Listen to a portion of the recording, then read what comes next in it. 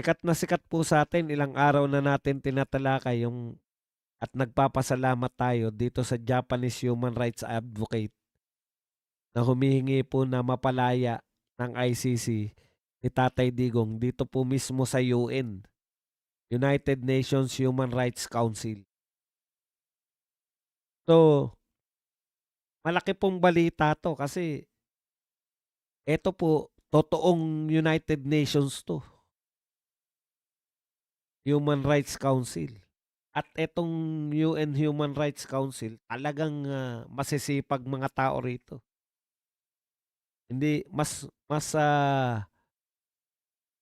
sikat 'tong UNHR, United Nations Human Rights Council, mas sikat po 'to kaysa sa inatinan ni BBM na Women's Council.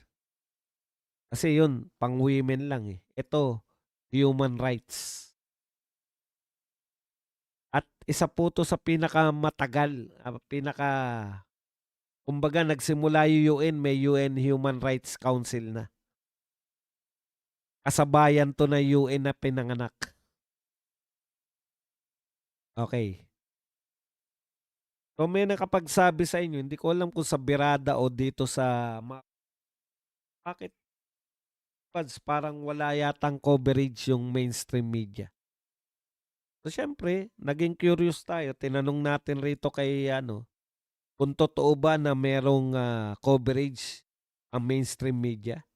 Sabi naman ni Google, yes, several mainstream media outlets in the Philippines have reported on Shunichi Fujiki, a Japanese researcher who addressed the United Nations Human Rights Council to call for release of former President Rodrigo Duterte. So, baka na hindi ko lang napansin. So, tinignan ko kung ano-ano yung mga media. Ito po, Daily Tribune, Mindanao Times, Sunstar Davao and Cebu, Brigada News FM. Wala nang iba. So, totoo pala na hindi siya binalita nung malalaking mainstream media. Hindi po siya binalita ng ABS-CBN, GMA7, TV5. Hindi rin siya binalita ng Inquirer, Philippine Star, Bulletin. Grabe, no? Yung media blackout. Sinisikap talaga nila na 'wag ibalita, no? 'Wag ibalita itong, pangyayari na 'to. Gusto nila magkaroon ng media blackout dito sa pangyayari na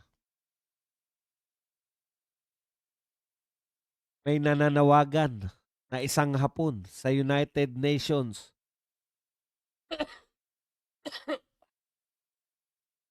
Mas lalo niyong tinatago yung balita, mainstream media.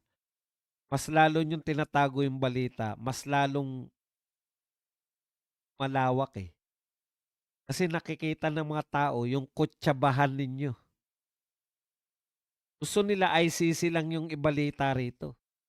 Alam kasi natin, eto, magtapatan tayo, Tayo, alam natin yung mga UN, 'di ba? United Nations, alam natin.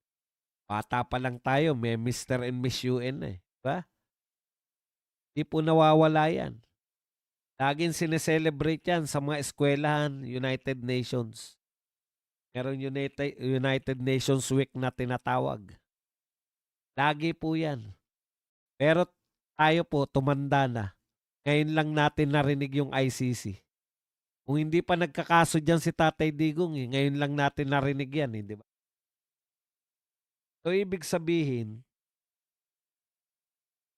eto pong United Nations na 'to, hindi po basta-basta 'to. Maraming member ng UN na hindi member ng ICC, 'di ba? Ang member ng UN, United States, Israel, Pilipinas, Russia, China. 'Di po mga member ng ICC ang mga 'yan, pero member sila ng United Nations. Kaya mas malaki po yung mga grupo ng United Nations kaysa diyan sa ICC. Yung coverage ng mainstream media sa ICC nagpupunta pa tayo ro'n, eto ibabalita niyo na lang, hindi niyo pa magawa. Concern din kay Tatay Digong, kasi dun nakakulong yung tatay niyong karton, yan yung isip ng media kaya iko-cover namin yan para ipakita na nakakulong yung tatay niyong karton.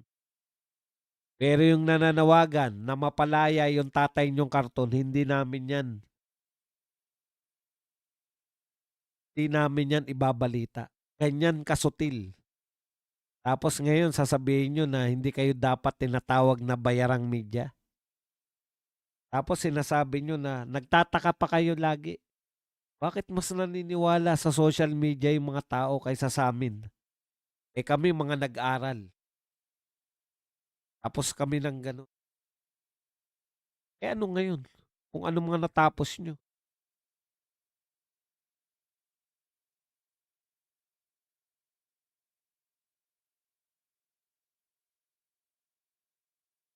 Ganyan po kasutil yung medyas dito sa atin. Kalaban ng taong bayan.